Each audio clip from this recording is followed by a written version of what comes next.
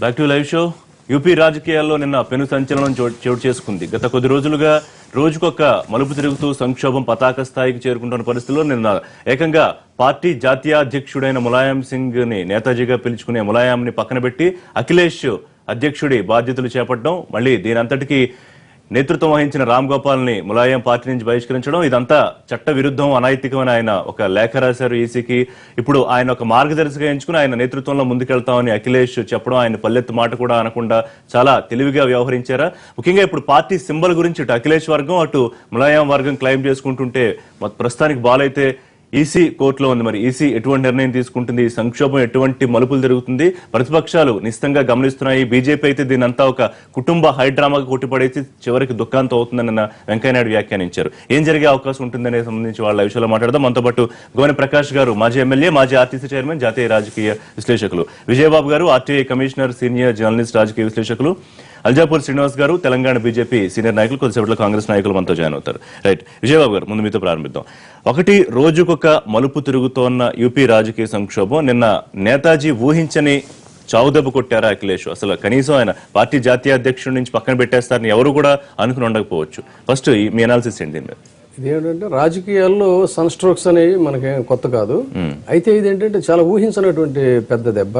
అయితే మనంగా ఇక్కడ మాట్లాడుకోవాలనుకున్నప్పుడు అనివార్యంగా గతంలో టీడీపీ సంక్షోభాన్ని కూడా ఇక్కడ మనం సారూప్యంగా అనివార్యంగా తీసుకోవాలి, పరిస్థితులు ఏదైనప్పటికీ కూడా. అయితే ఇక్కడ వచ్చినటువంటి డిస్ప్యూట్ ఏంటంటే మామ అల్లుళ్ళ మధ్య వచ్చింది, అక్కడ తండ్రి కొడుకుల మధ్య వచ్చింది.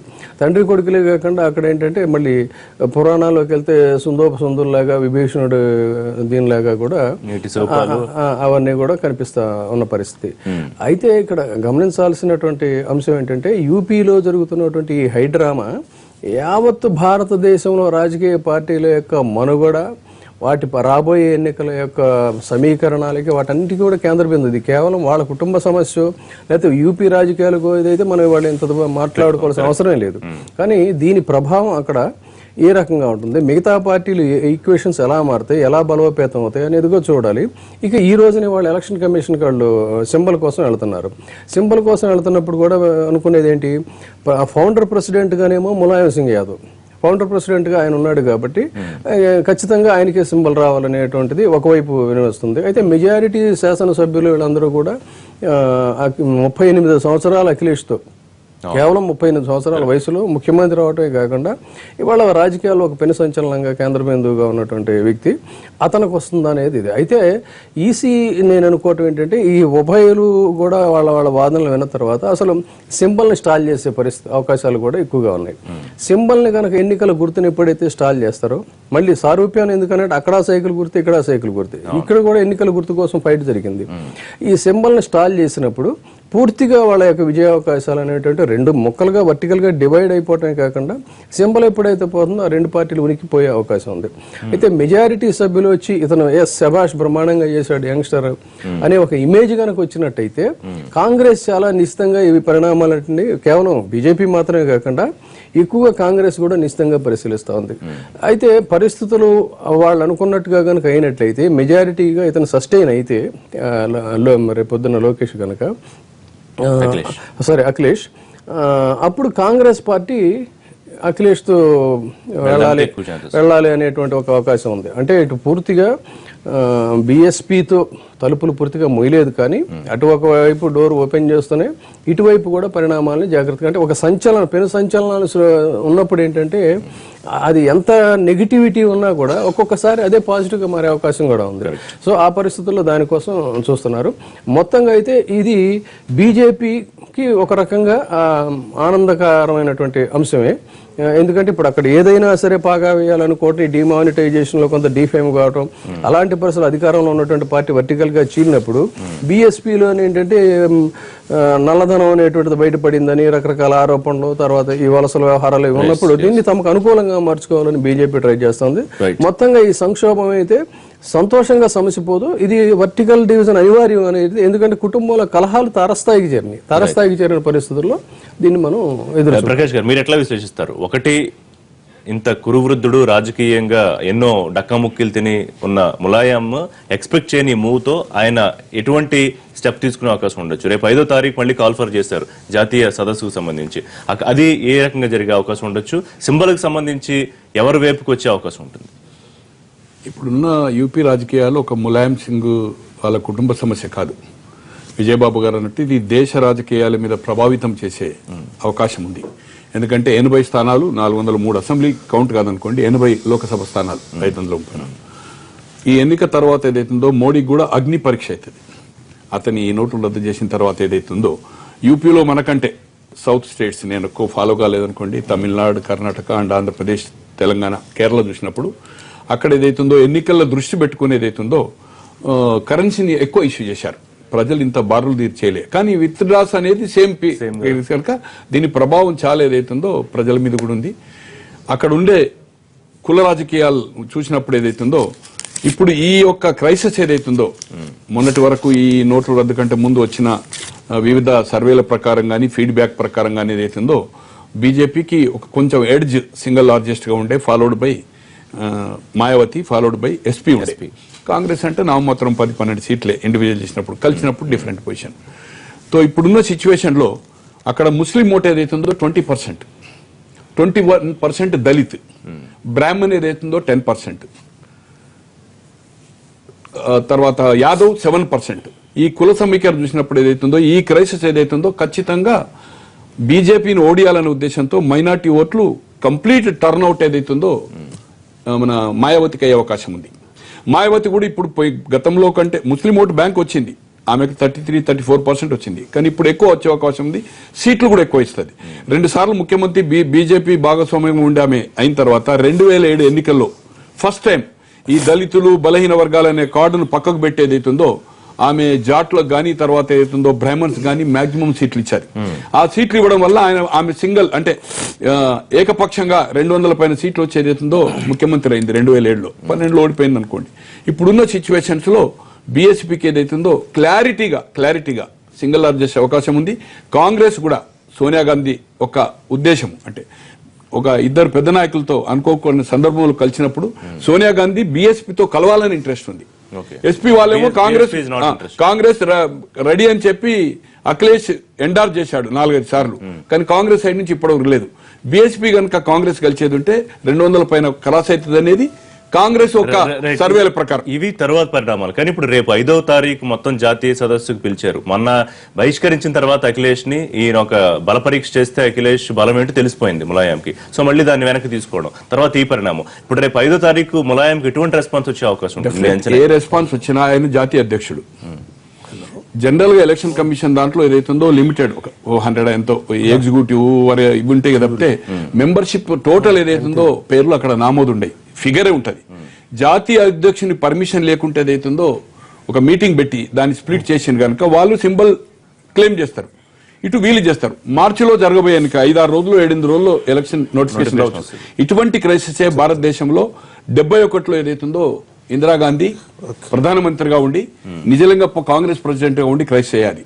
రాష్ట్రపతి ఎన్నికల్లో 69 చివరిలో అయినప్పుడు ఏదైతుందో సంజీవ్ రెడ్డి గారి మన రాష్ట్ర నుంచి ఏకైక ఎంపీ ఎలక్ట్ అయ్యేటప్పుడు 42లో 41 కాంగ్రెస్ గెలిచి అతను స్పీకర్ అయి తర్వాత రాష్ట్రపతి అభ్యర్థి అయినప్పుడు వర్కింగ్ కమిటీలో మెజార్టీ ఉండి అతనికి ఏదైతుందో సంజీవ్ రెడ్డి అభ్యర్థి అని ఏదైతుందో తప్పని పరిస్థితిలో ఇందిరాగాంధీ నామినేషన్ ఫైల్ చేశారు, ప్రపోజ్ చేశారు. కానీ చివరి నిమిషంలో మిత్రపక్షాల అభ్యర్థి అయిన వివి గిరిని ఏదైతుందో మద్దతు పలికి అంతరాత్మ ప్రబోధం మీద ఓటు అడిగేదితో ఓడించడం జరిగింది. దాని తర్వాత మొరర్జీ, అతుల్ ఘోష్, తర్వాత కామరాజ్ లాంటి వాళ్ళు, ఎస్కే పాటిల్ లాంటి వాళ్ళు బయటకు వెళ్లి ఏదైతుందో క్రైసిస్ అయినప్పుడు పార్టీని చీల్చింది ఇందిరాగాంధీ. ఆమె ప్రధానిగా ఉండి మెజార్టీ ఎంపీలుండి మధ్యంతర ఎన్నిక పోయింది. 52 నుంచి ఏదైతుందో 67 వరకు ఒకేసారి ఎన్నికలు అంటే మధ్యంతర ఎన్నికలు జరుగుతుంటే కాడేర్ల గుర్తు మీద ఏదైతుందో కాంగ్రెస్ పార్టీ 4 పార్లమెంట్ ఎన్నికల్లో వివిధ రాష్ట్రాల్లో సేమ్ సింబల్ కాంగ్రెస్ పార్టీకి.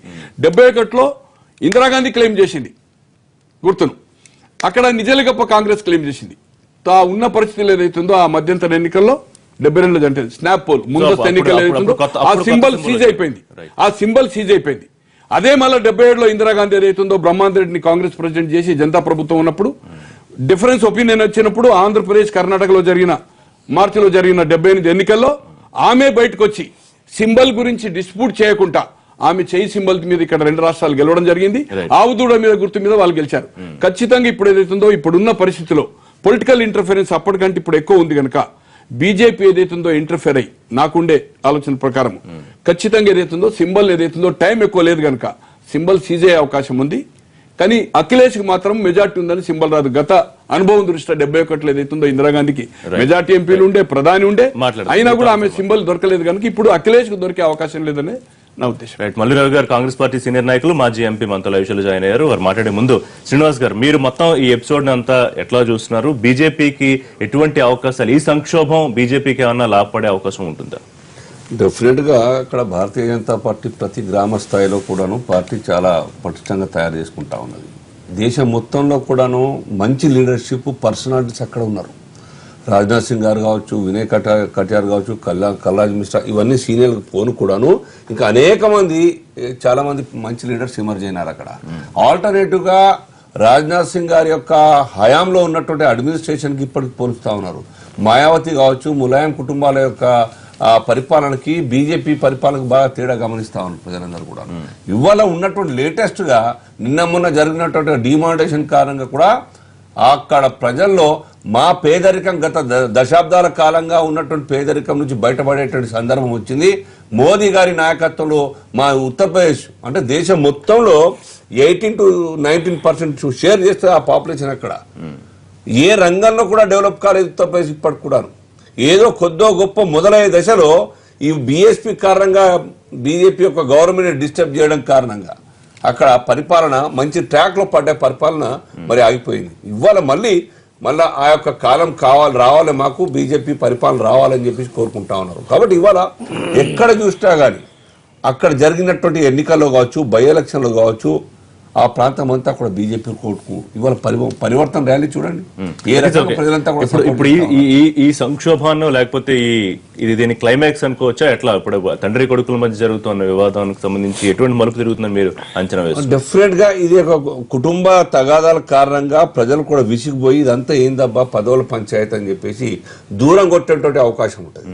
రెండవది బీఎస్పీ ఒక దళిత కార్డుని ఇష్యూ చేసుకొని లేకుంటే మైనార్టీ పేరు మీద రాజకీయాలు చేసేటువంటి అలవాటై ముఖ్యమంత్రిగా లేకుంటే కేంద్రంలో చక్రం తిప్పే స్థాయికి ఎదిగిందే ఆమె మీద కూడాను విశ్వాసం సన్నగిల్లింది.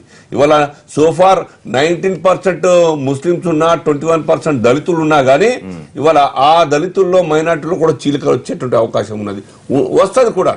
ఇవాళ క్షత్రియులు ఆనాడు పవర్లకు వచ్చినప్పుడు క్షత్రియులు ఓట్లు వేసినారు, జాట్ ఓట్లు వేసినారు, బ్రాహ్మిన్స్ ఓట్లు వేసినారు. ఇవాళ ఆ శక్తులన్నీ కూడా ఆమె ఎంబటి లేవు. ఏ విధంగా కేవలం దళిత్ కార్డు ఇష్యూ చేసుకొని మాయావతి ముందుకు పోతుంది, మా మైనార్టీని వాడుకొని ఎట్లా ముందుకు పోతుంది? అది హైలీ ఇంపాసిబుల్.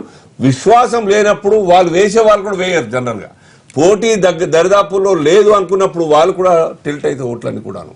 కాబట్టి ఈ పరిస్థితుల్లో ప్రజలకు ఈవెన్ ముస్లింలకు కావచ్చు, మైనార్టీల దళితులకు కావచ్చు, ఏ విధంగా అయితే గుజరాత్ లో మైనార్టీలు, బీహార్ లో మైనార్టీలు, దళితులు ఓట్లేసారు బీజేపీకి 20-22% ఓట్లేసారు పోల్ ఓట్స్ వల్ల. ఇవాళ అంతకన్నా ఎక్కువ షేరు బీజేపీ చేస్తుంది. రెండోది మాయావతి యొక్క మొన్న జరిగినటువంటి 104 కోట్లు కావచ్చు, మిగతా డబ్బులు ఒక లెక్కలు లేనటువంటి డబ్బులు ఆమె మీద విశ్వాసం సన్నగిలింది. మాయా మాటలు మొత్తం కూడా మనల్ని అందరికీ మాయ చేస్తా ఉన్నది.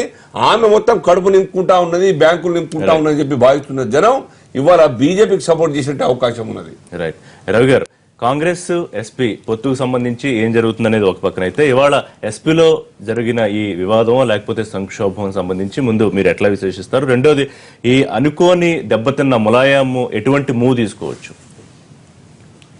ఇవాళ ఈ పోరాటం ఏదైతే జరుగుతుందో ఈ గొడవ అంతా కూడా తండ్రికి కొడుకు జరిగేటటువంటి గొడవగా కాకుండా ఉత్తరప్రదేశ్లో ఉన్న ప్రజలందరూ ఒక మాఫియా టైప్ ఆఫ్ రాజకీయాలకి, ఒక మామూలు ఫెయిర్ టైప్ ఆఫ్ పాలిటిక్స్కి మధ్యలో జరుగుతున్న గొడవగా చూసే అవకాశం ఉంది. అఖిలేష్ యాదవ్ 5 సంవత్సరాల నుంచి కూడా మొదలైన దగ్గర నుంచి అప్పుడప్పుడు చాలాసార్లు ఆయనకు షాక్ ఇచ్చి ఓపెన్గా ఆ ములాయం సింగ్ గవర్నమెంట్కి వ్యతిరేకంగా మాట్లాడిన సందర్భాలు 4-5 సార్లు ఉన్నాయి. దాని తర్వాత చివరిలో మాట్లాడేటప్పుడు కూడా ఇతను చేసినటువంటి తప్పును చూపించకుండా వేరే వాళ్ళని సపోర్ట్ చేయటం కోసం మాత్రమే అఖిలేష్కి వ్యతిరేకంగా మాట్లాడుతున్నాడు. అఖిలేష్ ఎప్పుడెప్పుడు నుంచి మాట్లాడినా ప్రతిసారి ప్రజల తరపున మాట్లాడినట్టుగా భారతదేశం అంతా కనపడుతుంది, ఉత్తరప్రదేశ్లో కూడా కనపడుతుంది. ముఖ్యంగా యువకులు, విద్యార్థులు వీళ్ళందరి తరపున అనుకూలంగా పనిచేసేటటువంటి ముఖ్యమంత్రిగా కనపడ్డాడు. ఇది ఒక రకంగా ఎస్పీ పార్టీకి నష్టం జరిగేదానికంటే ఎస్పీ పార్టీకి లాభం జరిగే విధంగా ఉంది. అది ఎస్పీ పార్టీ కానీ లేకపోతే ప్రకాష్ గారు చెప్పినట్టు మరి ఎస్పీ పార్టీ పేరుతో బయటకు వచ్చి అఖిలేష్ పార్టీ ఇంకో పార్టీ గుర్తుపెట్టిన ఆయన తరపున ఇవాళ మన కోసం పోరాటం చేస్తున్నాడు, మాఫియాకు వ్యతిరేకంగా పోరాటం చేస్తున్నాడు అనేటటువంటి భావం కలిగేటటువంటి అవకాశం తప్పనిసరిగా ఉత్తరప్రదేశ్లో ఉంది. అది నెంబర్ 1. నెంబర్ 2 ఏంటంటే ఒకవేళ ఇప్పుడు బయటికి వచ్చి కొత్త పార్టీ పెట్టినా, కొత్త సింబల్తో వచ్చినా, లేకపోతే ఇప్పుడున్నటువంటి సింబల్తో ఎన్నికలకు పోయినా ఆయనకి ఇవాళ కాంగ్రెస్ పార్టీతో అలయన్స్ పెట్టుకునేటటువంటి అవకాశం తప్పనిసరిగా ఉంటుందని నేను అనుకుంటున్నాను. ఎందుకంటే ఆయన కూడా అలయన్స్ పెట్టుకోవాల్సిన పరిస్థితులకి నెట్టవేయబడుతున్నాడు. కాంగ్రెస్ పార్టీ కూడా ములాయం సింగ్ పార్టీ అంటే అది ఒక సెక్యులర్ పార్టీయే కాబట్టి దాంతో పోయేటటువంటి అవకాశం ఉంది. అటు పక్కన బీఎస్పీతో పోవటానికి అవకాశం లేని సందర్భంలో బీజేపీతో అలయన్స్ ఉండేటటువంటి ఆలోచన కానీ ఆ పరిస్థితి కానీ కాంగ్రెస్ పార్టీకి ఉండదు. ఇక మిగిలింది ఇవాళ ములాయం సింగ్ అంటే ఎస్పీ పార్టీ. ఈ ఎస్పీ పార్టీలో అది కూడా మన అఖిలేష్ యాదవ్ ఏ పరిస్థితుల్లో బయటకు వస్తున్నాడు, ఒక క్లీన్ పాలిటిక్స్, ప్రజల కోసం పనిచేసే పాలిటిక్స్ చేయాలని వస్తున్నాడు. ములాయం మీతో పొత్తును మొదటి నుంచి వ్యతిరేకిస్తున్నాడు కాబట్టి మీరు ములాయం వ్యతిరేకిస్తున్నారా? నేను అది కుటుంబ పోరాటం కాకుండా ఒక మాఫియాకి నాన్ మాఫియాకి జరుగుతున్నట్టు పోరాటం లాగా ఉన్నప్పుడు మనం కూడా అదే ఆలోచనలో ఉన్నాం కాబట్టి ఆ దిశలో పోయేటటువంటి అవకాశం ఉంది అంటున్నాను. నేను దగ్గరగా ఉండి అక్కడ రాజకీయాలు చూడలేదు, కానీ జరుగుతున్న పరిణామాలను దృష్టిలో పెట్టుకుని అక్కడ ప్రజల్లో వచ్చేటటువంటి ఆలోచన విధానం ఏ రకంగా ఉంటుందో ఆ రకంగా జరిగిద్దని నేను అనుకుంటున్నాను. రైట్, కంటిన్యూ చేద్దాం. ఇదే అంశం మీద మాట్లాడదాం. తర్వాత ఈ పరిణామాలు రాష్ట్ర రాజకీయాలు ఎలా ఉంటాయి, దీని ఇంపాక్ట్ దేశ రాజకీయాల మీద ఎలా ఉంటుందనే